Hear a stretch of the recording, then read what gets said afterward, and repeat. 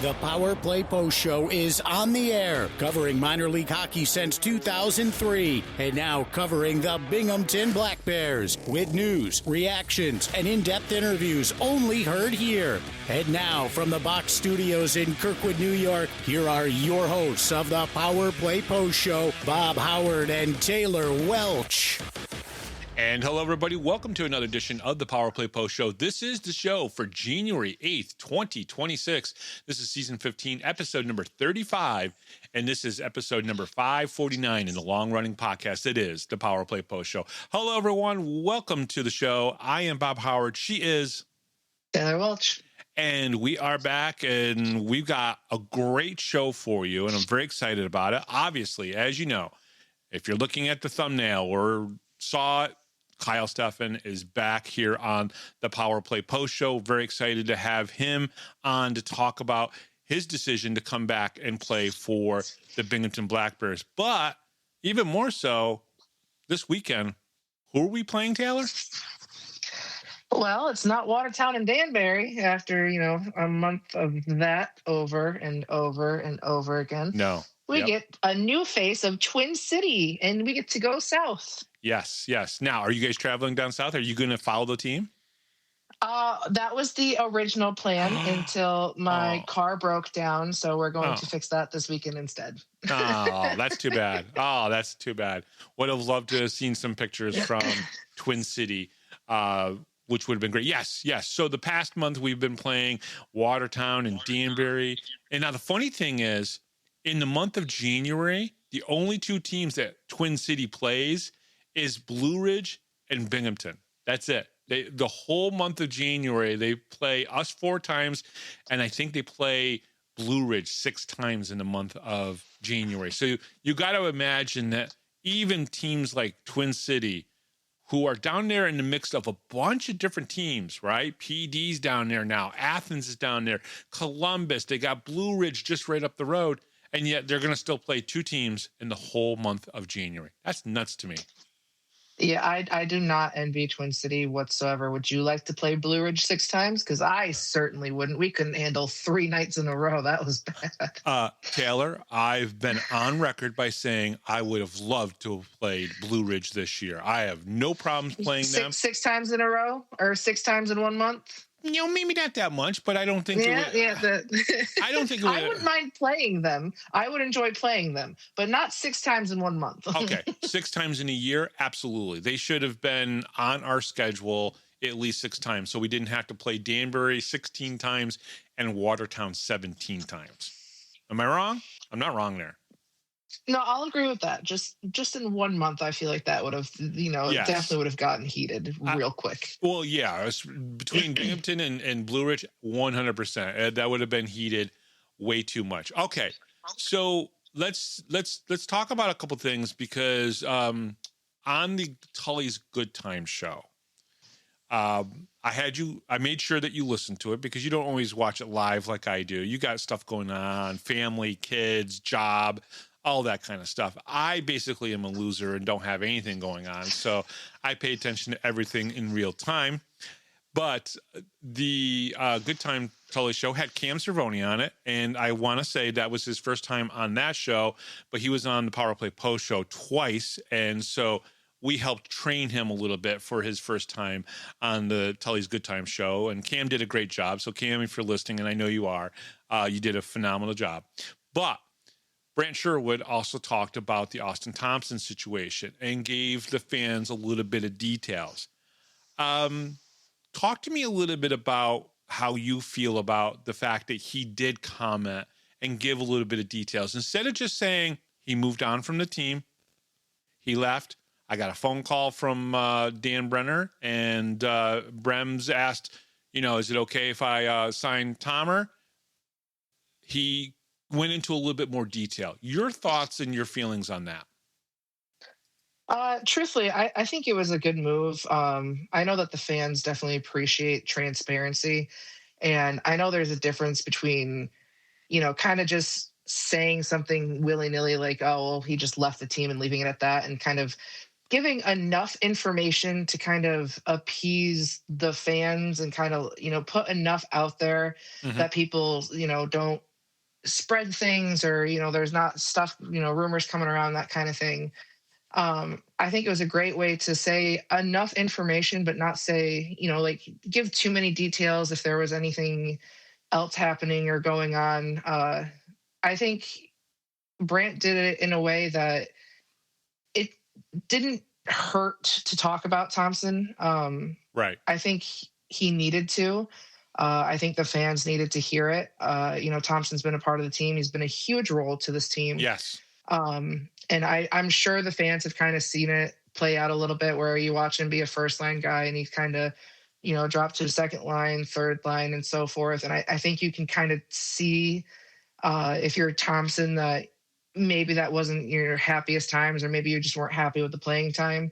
So I think for the fans, you can understand it. And I think for Brant to kind of explain a little bit on what happened or why it led to what happened, I think I don't want to say the fans deserved it to know, but I do think the fans appreciate knowing, kind of a little bit of the insight and kind of having that transparency there.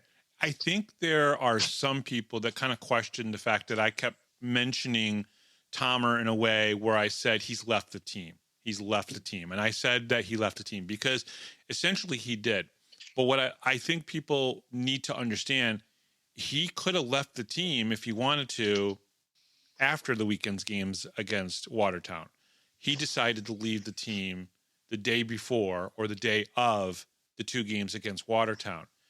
The situation was not the greatest for some of the people with the Black Bears, players and, the organization, because Austin did leave. Now, again, if Austin wanted to leave because of the playing time and whatnot, totally understand it. I get it. I 100% get it. When you bring in a bunch of ringers onto the team, somebody's going to get shuffled around. There's going to be changes, and that is hard for somebody somewhere. Not everybody's going to be happy, hunky-dory. 21 guys, 22 guys are not all going to be happy when you bring in 3 or 4 guys that are going to be solid foundations in the organization. And so you can handle it one of two ways. You can bust your ass off and work as hard as you can to get your status back, or you can leave. And you have the right and the freedom to do that. And then there's that. So I wanted to make sure everyone knew that when the Black Bears were shorthanded, they were shorthanded because Kyle Stephan couldn't play upper body. Jesse Anderson was on loan to the Roanoke Rail Yard Dogs, which was something that was kind of pre-planned, right? That they knew that going into that Friday.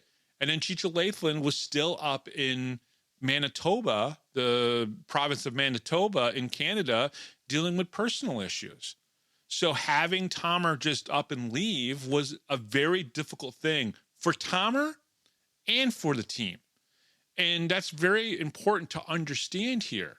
Now, we all wish Tomer the best. You and I both agree that we hope he goes up to Roanoke and he plays for a long time and plays well.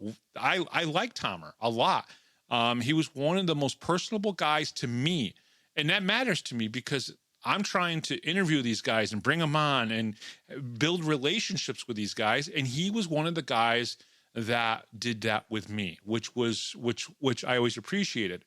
But I also, I'm not also going to be so naive to think that he put the Black Bears in a situation. So I'm glad that Brant brought it up, or that Brooks brought it up. Brant was honest about it. He didn't beat Austin down. He didn't, call him a bad player. He didn't say anything negative about Austin. He just kind of basically told the fans, this is what happened. And we wish him well. He's welcome back, but we wish him well. And I don't think there was anything wrong with that. And I think he did a very good job articulating that, because there have been other situations, and you and I were talking about this a little bit off air, where things weren't as transparent. And there was a lot of speculation that happened. This was a very simple and a very, minor situation, even though Austin did leave the team before they had to play 2 games against Watertown. it wasn't the same as before, but at least there was more transparency this time. Would you not agree? Yeah, I definitely agree. And I've honestly, since this has all gone down, especially after, the Tully's show and him getting, sent to Roanoke, there's been absolutely nothing but love for him Yeah. on, any of the Facebook pages or anything like that. There's been nothing but, we wish you well. Right. We're so happy, we hope you play well, that kind of stuff. So I think kind of having that transparency out there and having the ability to openly talk about something, um, I think I think it's just helpful all around. It helps It's not good. only the team, the teammate, but the fans as well. Just kind of like the organization as a whole. I think benefits from kind of just having something. You don't have to be completely open and every little detail, No. that kind of thing. No. But to give enough that it's just there's that understanding there, so that fans aren't just like, oh well, he leaves the team and then goes to play with Roanoke, and there's kind of like that I don't know, like salty feeling about it, where now Right. it's okay, well, he missed a practice, that kind of thing. He wanted to leave. Now he's in Roanoke. We wish him the best. Yeah. So I think having that transparency is huge, honestly. Yeah, it really is. And it gives a little bit of detail about why you might not see him come back. Right. So what if in 2 weeks Roanoke, releases him, or he doesn't make the team for whatever reason and they release him? Binghamton fans might wonder, like, well, is he going to come back to Binghamton? Well, maybe not. Maybe not this year. There would be, conversations that would need to be had. So I'm glad we had this conversation. I'm glad we talked about it. I think the fans needed to hear this a little bit. And now we move on.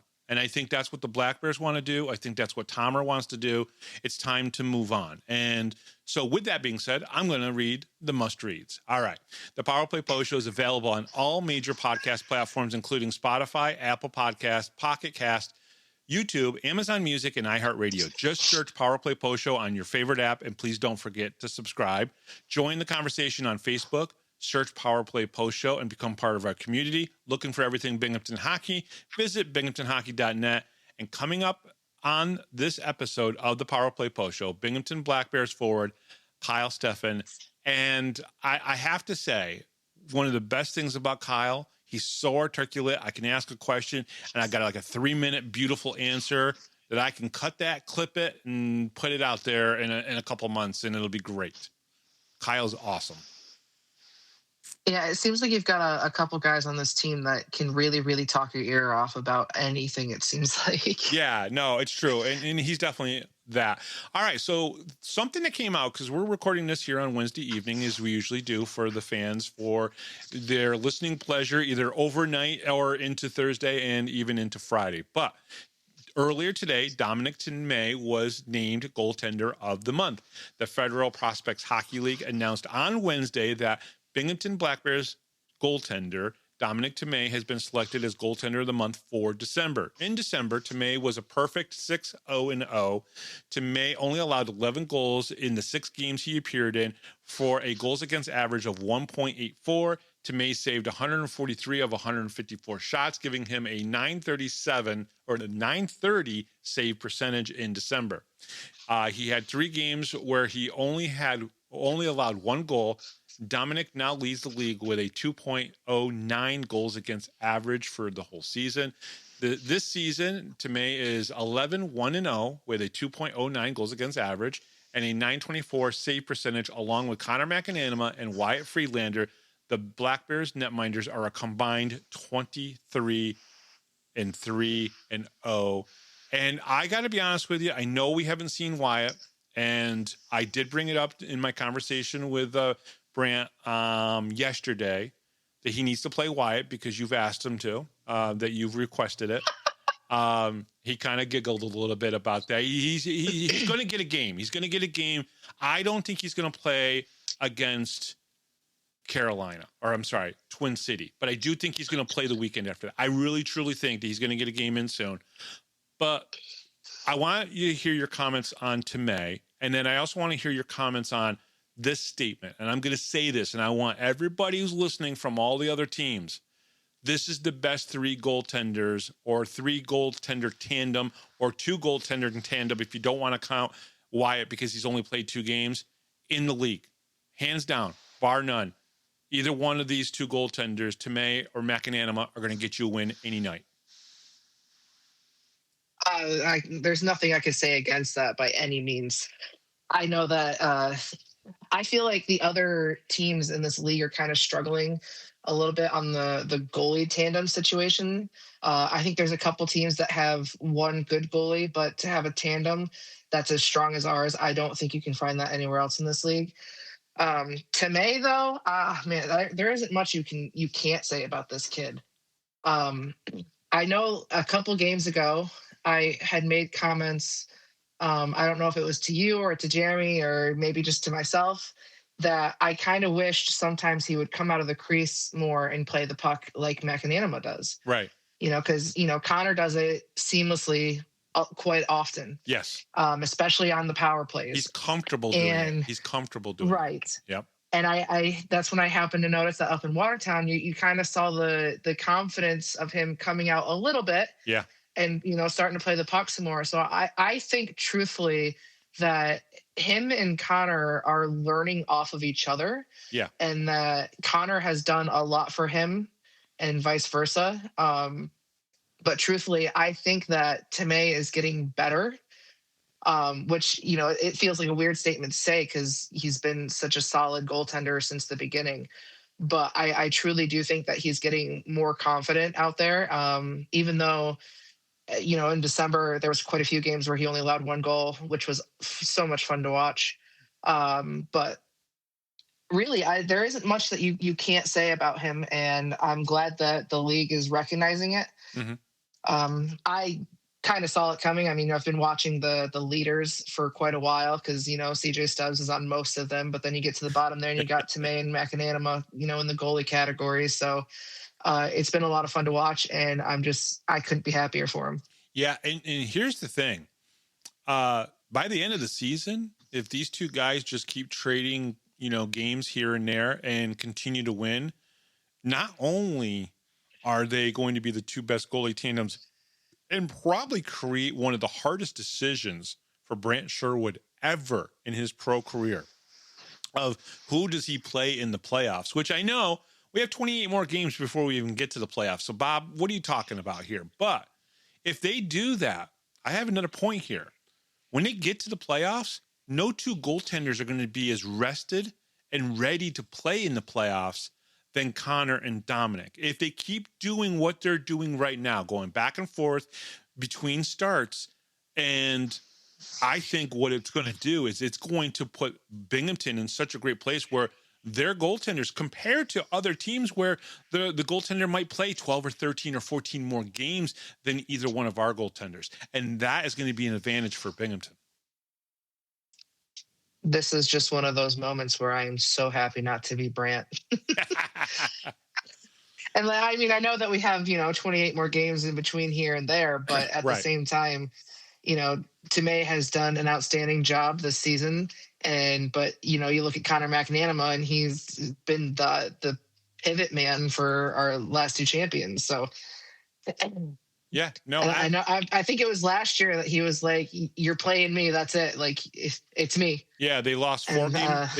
They lost the four. Well, what was interesting was they lost the 4 games at the end of the first championship season. Right? They lost those 4 games, and then he goes into the locker room, and the whole story is we're not going to lose again. I'm not going to lose again. They don't lose the next 6 games, and then they win all 7 in the playoffs to win the first championship. And then last year, he just basically went into the office and sat down and said, Brant, I'm playing. It's that simple. There's just no other way around it. And Connor is very confident in his play. It's going to be very interesting to see what happens at the end of this season, who plays in the playoffs. Yeah, it's going to be fun to watch. That's for sure. All right, let's talk a little bit about the roster now. So we've kind of mentioned a little bit about what's already happened, but roster changes coming out of this past weekend where the Black Bears only dressed 16 players instead of the normal 18. So we're going to look into how the team was down to only 16 dressed players for this past weekend in Watertown, where the winning streak was broken, and then they came back to win on Saturday night. So Kyle Stephan was not available to play this past weekend. We've been told that he's good to go for this upcoming weekend. Yes. So we can expect him back. Austin Thompson, as we've seen, has left the team. Jesse Anderson was on loan to Roanoke Rail Yard Dogs, but he is also active. Yeah. Chicho Laughlin was still away on personal leave from the team, but he has also returned and should be good to go for this upcoming weekend as well. Yes. And as we've already mentioned, Thompson has signed with the Roanoke Rail Yard Dogs and should debut with them this Thursday, or today if you are listening to this on Thursday. Yeah. So essentially, those four guys, we know the statuses now. Kyle's back, Jesse's back, Chicho Laughlin is back, which is good because then with Kyle back in, he'll slot back in as the third line center with Gavin Yates on one side, Nick Swain on the other side. The 10 forward will more than likely either be Emerson Emery, right? Or because Jacob Shankar is still injured, so he's still out, right? But then you have your normal defense can be slotted back in together where Jesse Anderson and Scott Ramakers are your middle D pair. And then you have Durazio and Stone. So let's get to that. Let me break that down for everybody, okay? So looking at the Black Bears roster and how the lines and the deep pairings will look, remember, 3 first lines. Forwards, Ivan Bondarenko will be on the left side of Tyson Kirkby, and CJ Stubbs will be on the right side. Garrett Sargis will be on the left side. Zach Sirota, who has earned his position as the second line center, right? You would agree that Zach Sirota has definitely worked hard enough to be there as that. Oh, 100%. I don't think there's anybody who would disagree with that. All right. Mac Jansen's going to be on the right side of Zach Sirota. Gavin Yates will be on the left side of Kyle Stephan, and on Stephan's right side will be Nick Swain. We've already seen Brant Sherwood run these three lines out there a few times now, and I think these are the three lines that he wants. Emerson Emery and Jacob Shankar will be your 10 forwards, depending on when Jacob Shankar comes back. I would expect Emerson Emery to play this weekend as the 10 forward. On defense, Austin Durazio and Dan Stone, Jesse Anderson, Scott Ramakers, Dan Weber, Cam Servone, and then Chicho Laughlin will be slotted in as the extra defenseman. I was told that this weekend it's going to be Cam Servone. He's going to get the playing time this weekend against the Thunderbirds. Now, goaltenders, we already know this. Connor McAnanima, Dominik Tmej, and Wyatt Freelander. That is your 21 guys at this point. This is what the Black Bears have. This is what the Black Bears are going with. Now, I will tell you that a player or two will more than likely make a trip up to the SPHL. Part of that is because of the visa issues.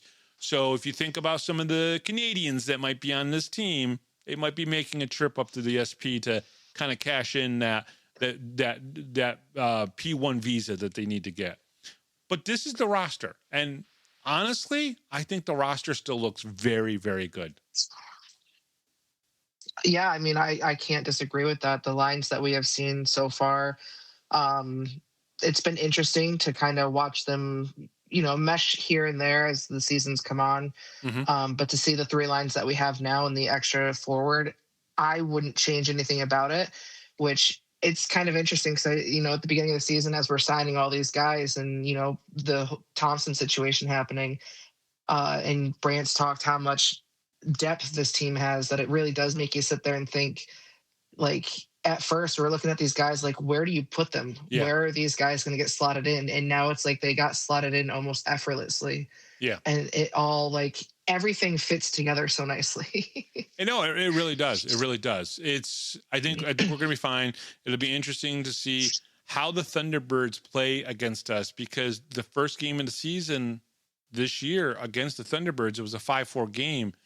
There was a lot of power play goals in the game, but the Thunderbirds aren't the same team as they have been the last couple of years. And I'm just wondering if the Black Bears go down there and they dominate them, do they own them, or do we see close games again? Because it is in Winston-Salem. It's not like it's in, Binghamton, where the home crowd is, rooting for them. So I kind of wonder how this is going to play out. But we'll get to that in just a few minutes. Right now, we have our interview with Kyle Stephan of the Binghamton Black Bears. We'll be right back right after this, right here on the Power Play Post Show. Hi, this is Don Biggs from the 92-93 Binghamton Rangers. Hi, this is Brandon Bolchinski. This is Grady Wittenberg, the voice of the Binghamton Senators, and you're listening to the Power Play Post Show.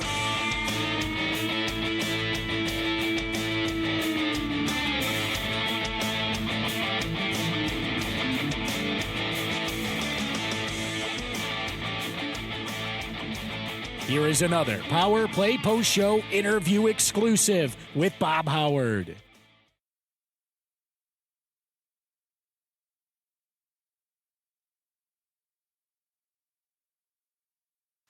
And we'll start in 3, 2, 1, go. And welcome back, everybody, to the Power Play Post Show. I am extremely happy to be talking to this gentleman again. I think if I called him up, even if he wasn't playing right now, and I said, I really want to have another conversation with you, I am pretty sure he would answer the phone unless he's somewhere in the wilderness in Calgary, somewhere up in the northern parts of Canada. He might not be able to answer the phone, but he would get back to me. But I'm very excited to have him back here on the Power Play Post Show again. He is Binghamton Black Bears forward, Kyle Stephan.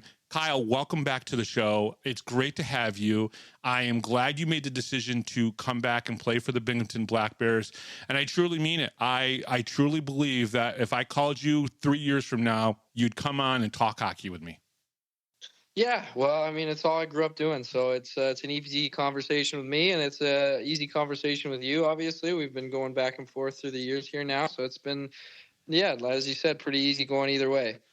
How does it feel to be back on the ice? You know, because yes, it was only a couple months that maybe you didn't play on the ice after winning the championship. But how does it feel to be back on the ice? Yeah, I mean, it's second nature to us. I mean, the majority of us have been doing this pretty much as long as we've been walking. So, it's a part of our DNA almost at this point. So just getting back on the ice is always a comfortable situation. You know, it was a little hard at first. You take a bit of a hiatus like I did. You got to shake some rust off. So it took a couple weeks. And there's no such shape as game shape, as we like to say. You know, like even doesn't matter how much you try and do sprints, you try and get on the treadmill and all of that. Getting into legit game shape where you don't realize that, outside of competitive hockey, I'm really not doing a whole lot of legitimate sprinting in terms of going up to or near my 100% mark sort of thing. Even when I'm skiing and I'm pushing myself and such like that, you're getting the heart rate going, but there's nothing quite like going, full out the way in which we do on the ice. So that's always a bit of a transition period, and it's been very good this year having Q around. He's been a pretty good motivating factor in my corner, at least. I enjoy the way he can push you, and he's definitely knowledgeable in what it takes to be a pro. And I mean, I've been around this world just through my father and stuff as well. So it's like I said, it's been nice to get back on the ice. It's been a bit of an uphill battle, as it always is, getting back into shape, but I wouldn't trade it for pretty much anything. It's been a lot of fun. I've talked to pro wrestlers and I've talked to hockey players, and they both make comments to me about sometimes when you take time off. Pro wrestlers take time off all the time, and they get banged around all the time into the ropes, onto the boards. You guys get checked into the boards and just a physical contact as a hockey player. But a couple of them have said to me that it's not really a callus on your muscles or your body, but it takes a little time to get used to getting banged into so much. Is there a part of that for you that also had to take place? Not just getting the legs underneath you, but also just being able to go, okay, I'm going to get hit again and again and again for 2 hours in an evening. Was there a little bit of that you had to get used to again as well?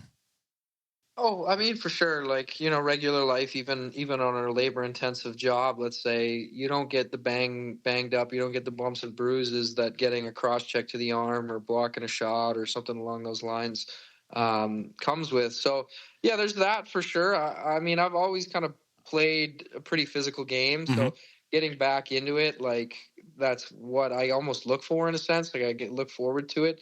I've always kind of been a bit of I consider myself more on the aggressive side of things. I enjoy laying checks. I enjoy being physical, and that's something that, like, as a competitor, I enjoy doing. And so coming with that, normally you're kind of peeling scales if you're throwing body checks. Guys don't love it. So if you're throwing checks, guys tend to look back at you and try and catch you with your head down. So it's nothing new in that sense. But yeah, it's the little things, the stick work, the slashes, the ones that kind of, go unnoticed. You come off after a game and you got a dead arm, someone's cross-checked you just above the elbow pads, and your elbow, your arm's purple or whatever. Little things like that, it's not going to stop you or anything, but yeah, you forget about it when you're just living regular life. But no, I don't think that's not something that that weighed on my mind. Really, the thing when I was coming back was just making sure that the lungs were in shape, because like I said, there isn't really any shape like game shape. So that was what I was most focused and worried about when I was making my return. Is there anything that even comes close to playing hockey for you? I think we've talked about this before. You ski, you ride motorcycle. Is there anything that comes close to playing hockey for you? Well, there's two parts to that question, I guess, in a sense. Is there are things that I enjoy doing to the level in which I play hockey, but no, I don't think there's anything that quite scratches the itch that hockey does. Really? Like skiing is a completely different vibe. There's no structure. You got to play within the rules of Mother Nature, and you have to respect her. But other than that, it's kind of a free canvas. It's about going out and doing what feels right. Whereas hockey is a very structured and competitive, and it's not you on your own. It's you as a group, and there's an opponent in your way, and there's objectives to reach, and there's goals to touch, and stuff like that. So they're very different in the way that they satisfy me. But no, I don't think anything quite fills that void like hockey. I mean, one of the biggest things about it, even one of the major things for me coming back, was I came back to get my championship ring, and you step out of this world, and you get a chance to just step back in just for a moment and get the ring, and they step out onto the carpet and everyone cheers for a second, and it's like, my goodness, what a thrill. It's similar to scoring a goal. Like there's just the ability to get a group of a few thousand, upwards of 4,000 people on their feet for something is really remarkable. And there is almost nothing outside of this in the world where that happens, where you can move a group of people so quickly in a moment with something you've done. And you can go out and hit a huge cliff in front of the chairlift, and you'll get a couple, woos or whatever, but there's not even anything close. So, no, it's such a special thing.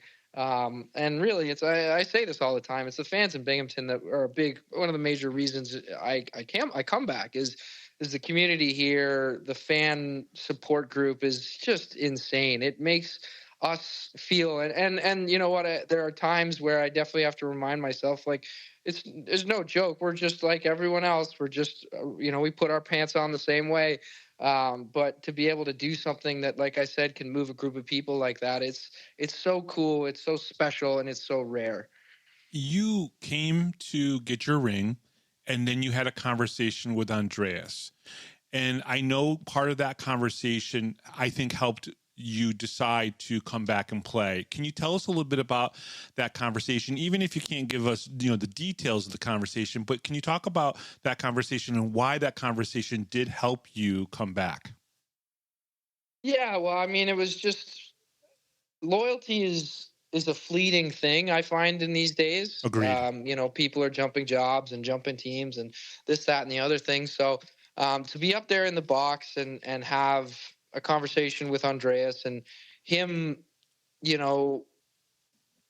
talk about what we did as a group and all of these things, and to be loyal to me in that sense, and request to have me come back, and just to want me to come back was a very good feeling, like to be wanted for a skill, work ethic, whatever, all of the things that I try and bring to the rink. It was awesome. It was a huge thing. And like I said, he's been so loyal to me. He's been so loyal to the boys on this team that was definitely a major factor. I mean, he's a fantastic owner. He takes really good care of us. It's without question. I'd argue. I don't think there's anybody in the SP that has as good as us. We're coast level. We're ECHL. Yeah. We're double. Single A, premier single A amenities, ownership, team group, all of that. So, him expressing his loyalty to me was a major factor. Absolutely. Okay, so on that same night, you had a meeting with Brooks Hill to be on the intermission show. I am going to, pat myself on my own back a little bit and say, well, when you actually came up on the other side of the press box to say hello to me. That made me feel very, very happy, and it made me feel a little bit special because you could have gone all the way down to the other end, come up to go to the press box. I just want to say thank you very much for doing that for me, coming up, smile on your face, showing me your ring. It made me happy because, like, in the middle of a game, I am literally concentrating on taking notes and writing up stuff. And there you were coming up and saying hello before you went over to see Brooks. It made me feel special, and I just wanted to say thank you for that. Well, of course, Bob. Like I said, almost everyone and a part of Binghamton, has done so much for me, and I feel so privileged and special to be in the position to do something like that. So for me, it's no skin off my back to try and give back any chance I can. I don't feel as though that was the case. I thought I was just trying to be friendly and come say hi. And I appreciate that it meant that much to you. That's awesome to hear. Yeah, well, you're Canadian. You're supposed to be friendly, right? That's like kind of like your guys' MO, right? You and those Midwestern guys, right? So, one of the things that we talked about just after you came back and I saw you down in the corner is that you did want to put, a couple pounds on, right? And you just get a little bit of that muscle on. Were you able to get to the point where you wanted to be before you got out into the ice for the first time? It's always going to be an ongoing process. It's a losing battle in the sense that, like, throughout a season, especially as you get into the playoffs and stuff, you're always battling fatigue and weight loss just in the nature of the game. You're just in a caloric, for the most part, you're in a caloric deficit. It's hard to maintain the balance, but I was very confident in the way I prepared my body. Hockey and specifically skating is not a natural movement for our bodies. And so the work that goes into hockey players, specifically their hips, their psoas, their groins and stuff is really crucial so that you don't hurt yourself, because it's the muscles just aren't designed to move that way. But yeah, I felt very confident getting back on. I didn't have any issues with my hips or anything as I got back onto the ice and started doing some of the Q bag skates, which, they're hard, but they're always going to make you a better player. So, yeah, I was very confident in that sense. I still feel a little light at times. I wish I could drop the shoulder and kind of move guys a little more as I'm trying to take the puck to the net or, spin off in the corners and stuff. But luckily, there's quite a lot of guys right now that are pretty intense, especially my roommate Sarge, in terms of just like keeping strength, gaining size sort of thing. So it's been good to kind of get back to the full swing of things, have a full routine with some other people that I can continue to grow and hopefully hit my ideal weight. But yeah, right now I'm confident with where the body's at. I feel strong in the majority of ways. I'm starting to find my groove, really find my game again. It's always going to take a few games to really shake everything off in terms of coming back with the rust and stuff. But yeah, no, I'm happy. I'm confident. I'm ready to get down to North Carolina there and and give the championship rivalry another go. The last game that you played on New Year's Eve, you had a goal and 3 assists. It's a stacked lineup, and we're going to see more scores, probably like what we saw on New Year's Eve or even the 11-1 game. What's your assessment of this team, the way it's built right now, from the first line down to the third first line? As Coach Sherwood keeps saying, I have 3 first lines that I can roll out there. And you're a part of that with Nick Swain right now and Gavin Yates, which is just outstanding, especially to see Nick Swain have a 4-goal game and just crazy kind of things have happened. Even Gavin's had a 4-goal game this year. Talk a little bit about the lineup and even your line mates themselves. Yeah, I mean, relative to the league, I don't think I've ever been on a more complete lineup ever. As Sherwood says, this is 3 first lines. I don't think, you could probably take our line and stick us anywhere else in the league, considered third line on our team, or just jot it down that way. Sure. And put us first line potentially probably anywhere in the SP. There's when we're grooving, I'm very confident in the way we are playing. I'm very confident in, like, even if when teams go up, I think Watertown was a bit of a fluke. Everyone's going to have an off night. Sure. But I don't stress. It's a very weird feeling having, a team have a first goal or something. Everywhere else I've been, they get up 1, they get up 2, guys grip their sticks. There's a different feeling in the room. But it's just this ebb of this confidence, this quiet, like water off a duck. We're just having fun. We're doing our thing. It's cool to be a part of. It's rare. It's extremely rare. I remember talking at the end of last season that, like, being able to repeat the success that we had last year was extremely difficult, but credit to Sherwood for being able to orchestrate a squad that potentially is even better. So it's a very different feeling being on this team than any other team I've been a part of, where any given night you can get blown out. You have the potential to blow a team out, but that's hockey. Anyone can beat anyone. I think the parity amongst hockey as a whole is one of the most competitive markets in any sport: baseball, hockey, football, basketball. Yeah. But on this team particularly, it doesn't feel that way. It feels as though we're kind of the Globetrotters in a sense. And I don't want to put that in a bad way. No. I agree with you. Well, you talk about the parity right now in hockey. Just look at the World Juniors and how that's turned out, right? I mean, with I think Finland, Canada, and the U.S. not going for gold, it just shows how much hockey has grown in a lot of countries, not just America, but just in a lot of countries in Europe. And everybody's a lot more competitive now than they used to be. Yeah, World Juniors are currently a bit of a sensitive subject. I was I'm not having the most fun yesterday watching the game. I was pretty disappointed in the particularly just the effort that Canada portrayed.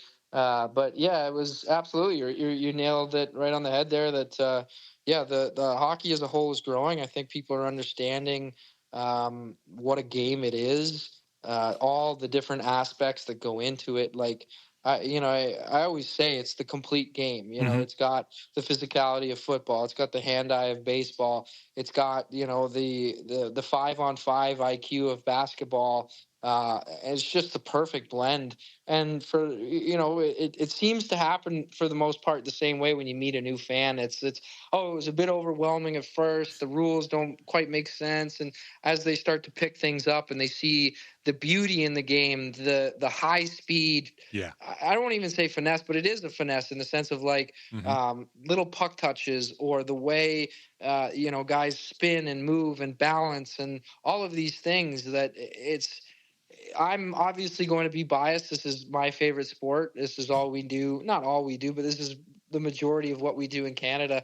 But to me, I don't think any sport encompasses all of the aspects of what hockey brings the way hockey does. Yeah, I tell people when they say, why do you love hockey so much? I say, go to a live game. Just go. Just go to a live game, sit anywhere in the arena, and I can guarantee you, you will either be moved by the people on the ice or you'll be moved by the people who are watching the people on the ice, because it is a relationship that the players have with the fans and the fans have with the players that doesn't happen in any other sport. You can go to an NFL game and not have that same feeling, even though it's a great sport and it's a great league and they make a lot of money and there's a lot of fans. It's not the same than going to, say, Montreal or to Vancouver or to MSG, right? And watching a professional hockey game. There's no comparison, I don't think. No, I absolutely agree. And if for a fan perspective, getting closer to the ice for that first time when you can finally, you get pretty ice level and you see the way the speed that the puck moves, somebody hits somebody right in front of the glass and the boards move, it's just a different thing completely. It definitely is. All right. So Kyle, why are you and Gavin and Nick just gelling so well together? I think that Gavin and Swain have a really high skill set. The ability and the patience that Yates has to cut through the neutral zone and just carry the puck is very high end. And then Swain's just got a lot of real tight skill. His ability to roll, move, little slip passes, all of these things I find very predictable and nice to play with. And then I try and find I try and bring a little piss and vinegar to the mix and throw a little physicality, try and get to the net, try and win some puck battles, and just try and be sort of more of a defensive minded set to those guys that are so offensive. Yeah. And I think that with those two guys going the way they're going, it's easy for me to play with them. It's a ton of fun too. Well, it's kind of funny because you kind of bring up about being physical and defensive minded. And I think people forget you're high end skill. You're one of the high end skill guys in this league without a doubt. And I think that being as selfless as you are, allowing other guys to shine around you, shows you how good you are and the training that you've had previously. Because when I watch you out there on the ice, I see you making decisions probably quicker and faster than anybody else on the ice in any given game. And I think that speaks to you playing D1 hockey at one point. So I would give you a little bit more of that. He's selfless. He makes sure that other guys have the chance to succeed, and that's what makes that line so good, no matter what line you're on, whether it was last year or this year. Well, thank you. I appreciate that. Yeah. I try and just make the right play as quick as possible. That's what I try and do, and I've found some success through it over the years, so I do appreciate that. Thank you. Yeah. Talk a little bit more about John Quenneville, what he has brought to this team. Obviously, we know Scherzi lives, breathes, eats hockey. He really does. He knows this game. He knows the X's and O's. But John Quenneville brings in another skill set to this team, coaching-wise, correct? Yeah, well, absolutely. I mean, Scherzi knows hockey. There's no doubt about it. But there is something to be said about playing at the National League. It's, I don't want to say it's a different game, but there's more to it. When you listen to a guy like Quenneville, or you talk hockey with a guy like, just through the years, the people I've met through either my dad or whoever, right? It's almost a different language than the quote unquote coach quarterback, so to speak. Everybody can sit back and this guy made a play, that guy made a play. But you talk to these guys that know hockey at just a different sort of frequency. And they can bring things to you that I don't want to say go unnoticed, but that are a little bit of like an aha. Oh yeah, you're right. Like if I did it a little more this way, then I could maneuver the defender to take a step inwards. Or, he's teaching us things even on like a little one-on-one drill. Everyone's doing it a regular way. Well, hey, if you step a little more on the inside off the start, you'll push the defenseman back and give yourself a little more room on the wide side. And it's just little things like that he can tap into. With he's got a vast well of hockey knowledge, is no secret. And it's been nice having him because personally, I've always been, the coaches that have gotten the most out of me have always been pretty hard on me in a sense of like, they're consistently on you. If you mess up, they're in your face. If you do well, they're in your face. Yeah. But they're just there. They're kind of always there. And obviously, like, we get to this level, guys know the second a play is made, it's instantaneous feedback. That's the beauty of sports. Different than business. You got to wait a few months to see if your plans are successful. In hockey, you either know that second if the pass worked or it didn't. So it's not like we don't know, but having him there as you get to the bench and he's going to let you know if you did this or did that, right? It's just what gets the most out of me. So I love it. He's a high energy. There's times that he's very, very high energy, and I know he can rub some people the wrong way being that way. Sure. I personally don't have too many issues with it. But yeah, like I said, it's hard to argue with him because he's right. It was the same way with my dad growing up. I couldn't tell my dad no because he was right. It's just it is what it is. So it's been awesome having him here. I think the team is overall better for it. He's implemented certain things that are a little more strict in terms of if you're injured, you're doing a Q workout program, and it's guys are a little more eager to get back on the ice and playing again, so they can get out of the sprint workouts that he has for us. So, it's just a little more. I don't want to say pro, but it's closer to that level he walked. Well, he brings a certain credibility and respect to the game here at the Fed level that, maybe wasn't there before. And some people are turning their eyes more towards the FPHL teams. Call-ups to the ECHL, I think, are going to grow because of John Quenneville's just presence down here. And plus the success that Monroe and Athens and Binghamton are having is going to turn some heads and go, we don't always have to go to the SP for a player. We can go to the Fed for a player. And I think having someone like John Quenneville here just on a league wide is just a big thing, an important thing, and a good thing, not only for the league, but for the players itself all across the league. No, for sure. Absolutely. I mean, you get it. You said it. He's got a credibility to his name. So anyone that plays in the National League, being a first round draft pick, those things have weight. So let me ask you this. I started asking this question last year at right about the same time, and I know the answer to it, but I want to hear you say it. What is the goal this year? Three-peat. Dynasty. Yeah. That's not even a hesitation. That's what we're here for. I personal accolades at this point in my career don't really mean too much to me. I know some guys are chasing numbers as well as, everyone has the sights set on the Commissioner's Cup. I don't think that's even a question for anybody, but yeah, it's for me, it's about winning and having fun. All right. Those will be the things that I remember. I don't really think I'm going to remember how many goals or assists I had when I'm 60, but I know that I'll remember that, knock on wood, that we went 3 in a row, that I had a great group of boys, that guys will be at my wedding, kind of things like that. Or that you can go to an arena in Binghamton, New York and look up and see 3 banners there. That type of thing. Absolutely. And that's Absolutely. That, because I've always said, the rings are for the players and the banners are for the fans. And, but at the same time, if you're a player that played here and won a championship and, whether it's 2011 or 24, 25, you could come back here and look at those banners in the arenas and go, I helped do that. And that's a special, special thing. And I don't know if people understand. You do, obviously, because you've been a part of 2 of these teams.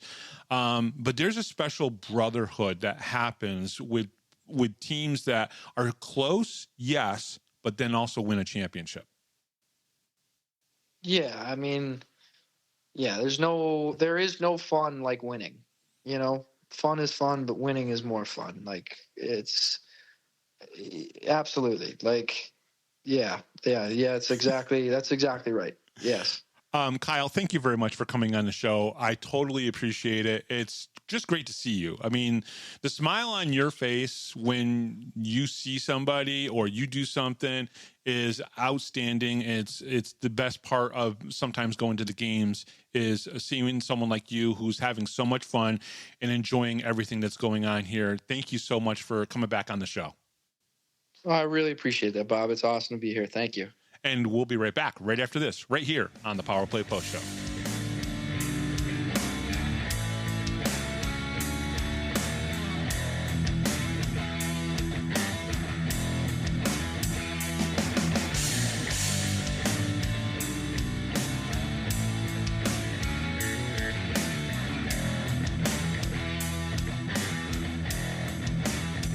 If you're a Binghamton hockey fan, then you need to check out binghamtonhockey.net for all your news, stats, information, the Binghamton Hockey Hall of Fame, top 10 lists, profiles, and so much more. That's binghamtonhockey.net. You're listening to the Power Play Post Show. And welcome back, everybody, to the Power Play Post Show. That was Kyle Stephan, and what another great interview with him. Thank you very much, Kyle, for coming back on the show and just always opening up and telling us really everything that's inside of him.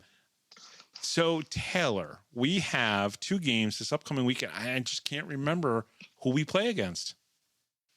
Oh, well, that's probably because we keep calling them Carolina, and we're probably going to get in trouble at some point for doing that. Yeah, but it's Twin City Thunderbirds. Yeah, I think the league is going to fine me for that because I keep screwing that up. Yes, and so we can preview now Twin City Thunderbirds games this weekend. So the 2 upcoming games against the Twin City Thunderbirds will be the second and third games this season between the 2 teams, and the first 2 down in Winston-Salem, as the first game was played in Binghamton on November 29th of this season. Both games this weekend will be played at the Winston-Salem Fairgrounds Arena, and both games have a start time of 7:35, which is probably very confusing because the league website says 7:35 for both games, but Brooks in the fridge magnet says 6:05 for Saturday's game. Yeah. I did reach out to Brooks. I'm glad you brought that part of this up. I did reach out to Brooks after the Tully's Good Time show, and he did confirm it is 7:35 for both games. So Friday and Saturday will start at 7:35. If they change it again, do not sue me. Do not yell at me. Do not send me messages. I can't help it. But as far as we know, at this point, league website and Brooks has confirmed it, 7:35. Yeah, so on the league so far, 7:35 for both days. Yes. The Black Bear fans will not have to wait long for the final 2 games versus the Thunderbirds, as they will finish out January with another weekend of games between the 2 teams right back here in Binghamton on the 30th and 31st. Yeah, so again, we're going to see them twice this weekend and then a couple weekends against other teams. I think Watertown's mixed in again. And then back to the Carolina Thunder. Or, God, I did it again. I should just have a button and it just says Twin City Thunderbirds. Twin City Thunderbirds. All right, let's keep going. In the first matchup on the 29th of November, the Black Bears won a close game 5-4 after Jesse Anderson's power play goal in the third period gave the Black Bears the lead with 5:36 left to go in the game. The Black Bears also got goals in that game from CJ Stubbs, Scott Ramakers, Austin Razio, and Gavin Yates. To note, the Black Bears were tailing in the game 3-1, but were able to come back in the second period after the Black Bears scored 3 goals in 2 minutes and 6 seconds. Jan Salak, who is on the IR with see, now you got me doing it almost. He is on the IR. He is on the IR, so he will not be playing this weekend's game. He tied the game up at 4 goals apiece before Anderson in the third period scored the Black Bears' third power play goal in the game. Yeah, so there was a lot of power play goals. Matter of fact, I think Twin City had 2 power play goals in that game as well. There were 5 power play goals scored in that game. There was a lot of goals grouped together between Twin City and Binghamton. Wow. I'm going to trying to keep catching myself. It was an interesting game because it's not a game that really was indicative of how Twin Cities played so far this year, which has been kind of mediocre. They actually hung pretty well with the Black Bears, and it really wasn't indicative of the Black Bears this year, except for the power play goals. They let the Thunderbirds kind of keep it close with them. So that was very interesting. But the next set of information that you're going to read off, I find very fascinating at this point. The Black Bears have not lost to the Thunderbirds since December 9th of 2023, when the Thunderbirds defeated the Black Bears 8-3 in Winston-Salem. Since the loss in December of 23, the Black Bears won 3 games in the 2024 Commissioner Cups finals, 1 regular season game in the 24-25 season, then all 3 games in the 2025 Commissioner Cups finals, and the first meeting this season in November, meaning the Black Bears are going into this weekend are 8-0-0 in the last meetings, regular season and or playoffs combined. Yeah. Last weekend, shorthanded. Oh, sorry. No, I was just going to say, so in the last 8 games against them, going all the way back to December of 2023, the Black Bears have basically beaten them. So to me, that was a surprising number. I knew it in the back of my head, right? But then I went back and kind of researched it to check. And I was like, yeah, we've beaten them 8 times in a row now, essentially. I feel like that's kind of a theme here with Binghamton. Danbury's on a streak now where they haven't won to us. Watertown was, I think Thunderbirds were. So I think Port Huron is the only team that we play consistently that will get a win here, lose a few, we'll get a win. You know what I mean? So it's like, I don't know. It's interesting for sure. Last weekend, shorthanded, the Black Bears had their 15-game winning streak broken, losing to Watertown Wolves on Friday night 4-3, but then returned to their winning ways on Saturday 8-3 after 9 of the 11 goals were scored in the third period, 6 for the Black Bears and 3 for the Wolves. Still cannot believe that happened, and we watched that. Yeah, that was the weirdest third period I think I've ever seen. Yep. Last weekend, Twin Cities split 2 games with Blue Ridge Bobcats, winning on Friday night 4-2, and then dropping the second game 3-2 after Dustin Gesso broke the 2-2 tie for the Bobcats late in the third period with 16:32. Yeah, so the nice thing about not playing the Bobcats is we don't have to worry about playing Dustin Gesso, because he absolutely loves the Black Bears. He loves their fans. He loves their arena, the glass. He likes to bang on it. I think he's doing it with the music.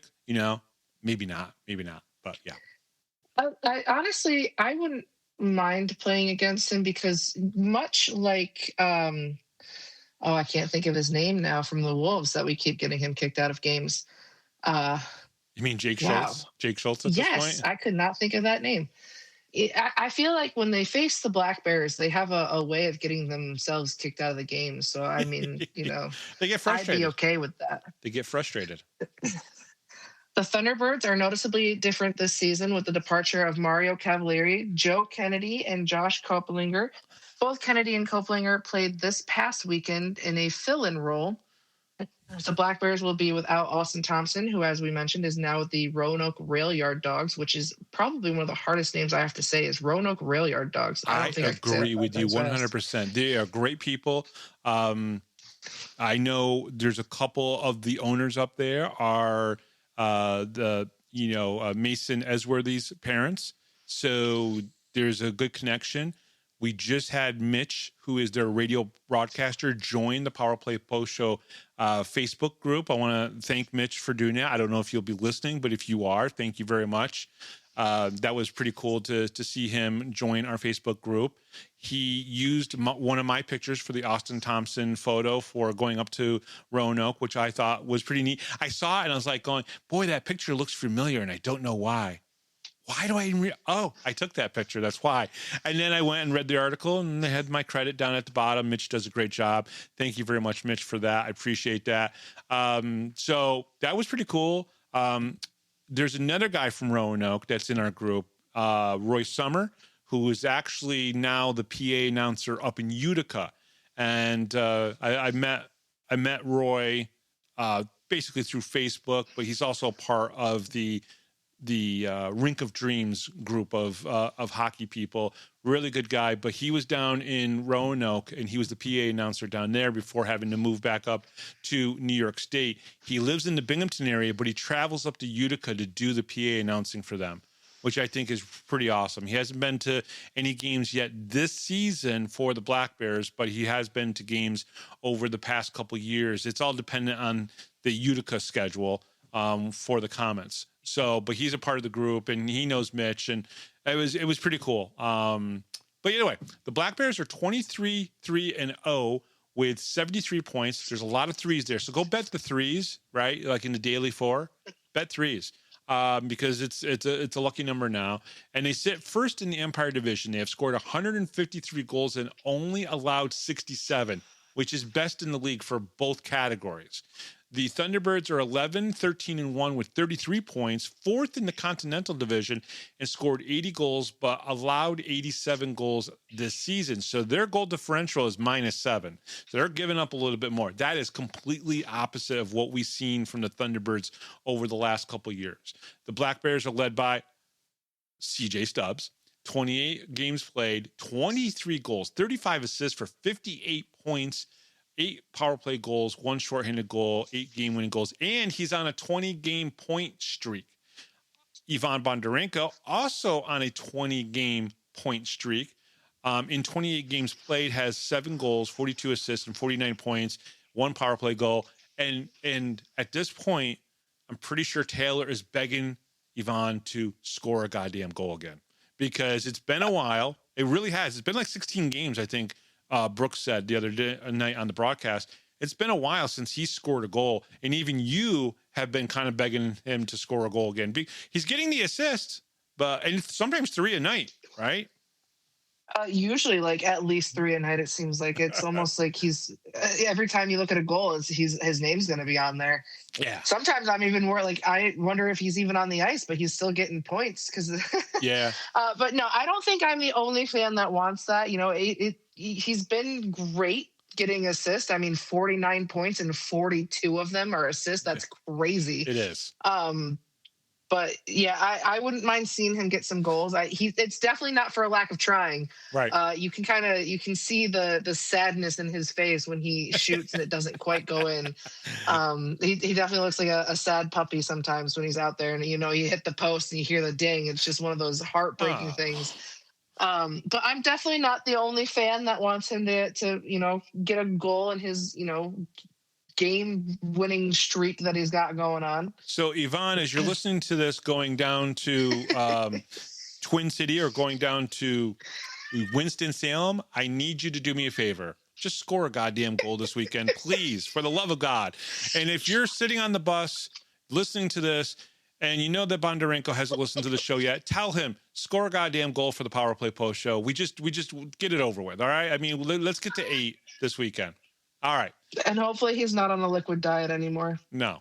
Gavin Yates has 25 games played. He's got 19 goals, 26 assists for 45 points, 8 power play goals, and 1 game-winning goal. Connor McAnanima is 12-2-0 with a 2.48 goals against average and a 902 save percentage. Dominik Tmej, we got to add both goaltenders into this, 11-1-0. 2.09 goals against average and a 924 save percentage. Now, the Thunderbirds are led by, hey, listen, this guy that I talk about all the time from the Thunderbirds, Gus Ford, 25 games played, 19 goals, 23 assists for 42 points, 5 power play goals, and 2 game-winning goals. Zach White, the ECHL guy who has come down to play here, 23 games played, 15 goals, 14 assists for 29 points, 2 power play goals, and 2 game-winning goals. Josh LaBelle, I believe he's a defenseman, 24 games played, 4 goals, 24 assists for 28 points, 3 power play goals, 1 game-winning goal. And then Boris Babic has been basically the main goaltender in the world of the Thunderbirds. 8-1 with a 3.23 goals against average and a 906 save percentage. Save percentage is good. Goals against average could probably be a little bit better. And on the special teams, Binghamton, power play, ranked number 1, 47 power play goals, 28% conversion rate, which is outstanding. On the PK, ranked first, only 12 power play goals given up, and a 91% kill rate. The Thunderbirds power play is ranked 11th with 18 power play goals and 15%. And then the penalty kills ranked 13th, 29 power play goals against, 71%. Taylor, your final thoughts on this upcoming weekend series. How do you think it's going to go? I think it'll be interesting. I feel like they're not going to be the same team that they were when we saw them the first time. Yeah. And just, looking at the numbers, it's weird to have a defensiveman be one of the leaders, in my opinion. Yeah. But I know that people talk very highly about LaBelle and how he's, able to play. I know that they very much missed him in Danbury, and I think that was kind of a blow to Danbury when they got rid of him. Yep. I think, but he might have asked for that. Who knows? Because Danbury wasn't doing well, and Josh was probably like, I want to go somewhere where I have a chance to win. And they probably thought it was going to be the Thunderbirds, right? And the season hasn't turned the way that they thought it was going to. Well, and I mean, it's got to be working for him if he's one of the leaders for the team. Yep. But Babbitt, I feel like he's one of those goalies that once you kind of get under his skin, you're there. Yeah. I feel like he's an easy one to kind of, get in his head, and that this is one of those times where you really want, Tyson and Zach Sirota to kind of just skating around and just saying stuff to him all night long, because it works. It truly does. If you watch Tyson and he's not actually playing and there's a whistle or something, he's skating around the goalie and he's saying something to him. I don't know what it is. I probably don't want to know what it is, but it works. I don't think it's always smack talk. I think I don't think so either. Yeah, I think there's a portion of that. Like if it was Trevor Babin, yeah, he might say something to get Trevor Babin to look at him and to say something back. But I think that most of the time, I think Tyson might be going, hey, I just want to let you know I'm here. You know what I mean? That type of conversation where he's not really smack talking. He's just saying, hey, I'm here. Just want you to know I'm here. Right. And, you can kind of be friendly about that when you do that sometimes with goaltenders, because you don't want to piss off. Listen, they got the most protection on there. You don't want to piss off a goaltender, because if he comes in and hits you, you're not going to do much damage on a goaltender with all that gear on. That's very true. You got to hit him in the head to do any damage. So I don't think he's always smack talking. He's just letting the goaltender know he's there and skating, by him. Not saying anything too bad, because you don't want any of his players to kind of get in your face. Just enough to let him know he's there. Yeah, I think Tyson does that a lot. And I think that's kind of, I don't think Sirota does like so much the smack talking. I think he's just that, annoying person in front of the net that really gets under the defensive men. Yeah. Because I know, like, after the whistle, the defensive men are they're angry and they shove him. Where with Tyson, you don't really see that. When there's a whistle, Tyson's usually like hanging out, talking to the goalie, and just waiting until they're picking their face off dot or whatever's happening. Yeah. So I definitely think Tyson's more of like the friendly, like, banter kind of a thing, in my opinion. Yep. I think if the roster is what we said earlier, the lines are the way they are, I think the Black Bears walk out of here with 2 wins, and they're on a 3-game winning streak at that point. I just think that if the lines are what they are, I just don't think there's a team in the league that can beat them. And right now, the only team that beat us, we were at a deficit, right? We gave them up. We gave them 2 roster spots.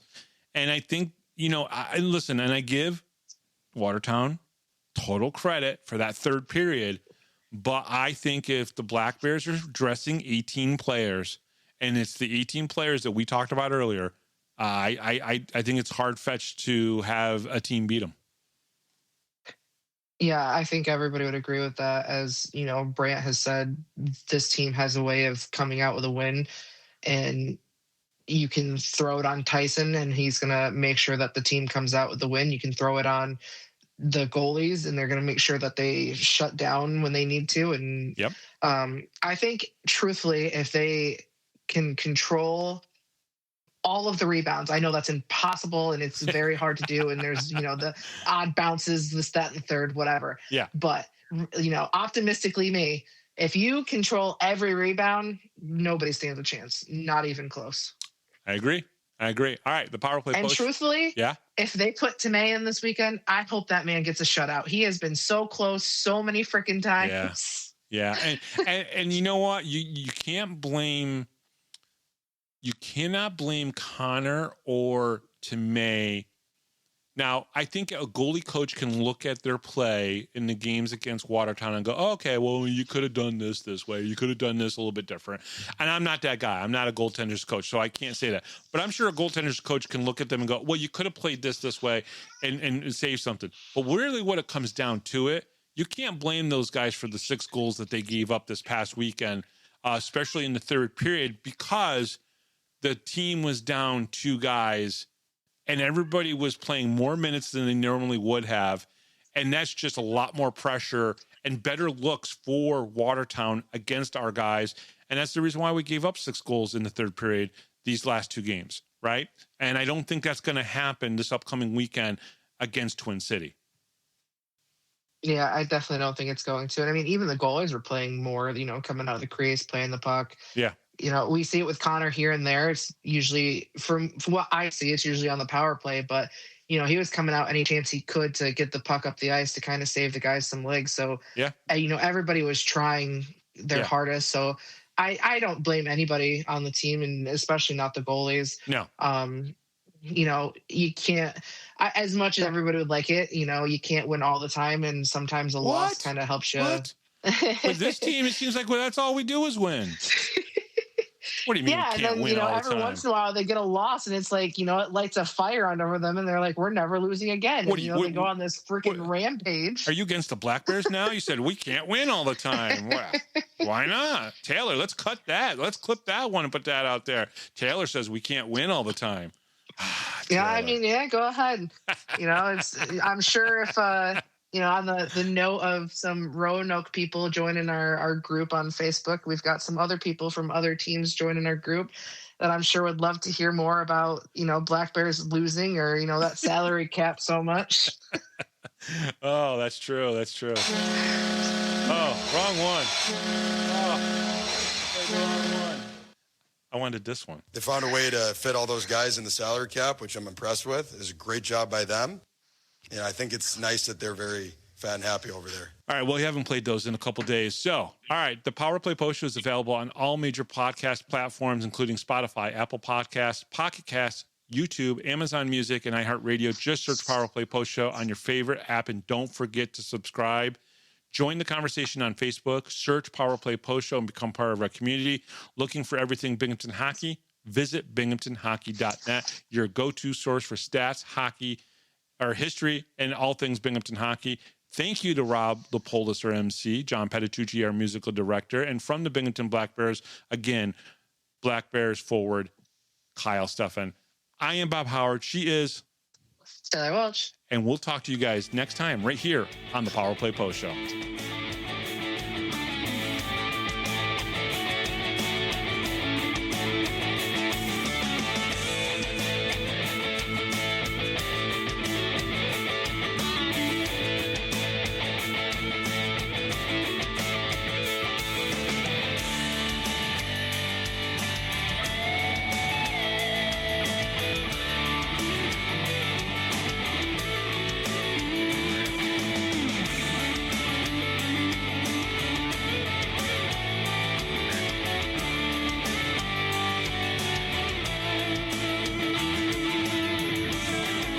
Thanks for listening to this edition of the Power Play Post Show.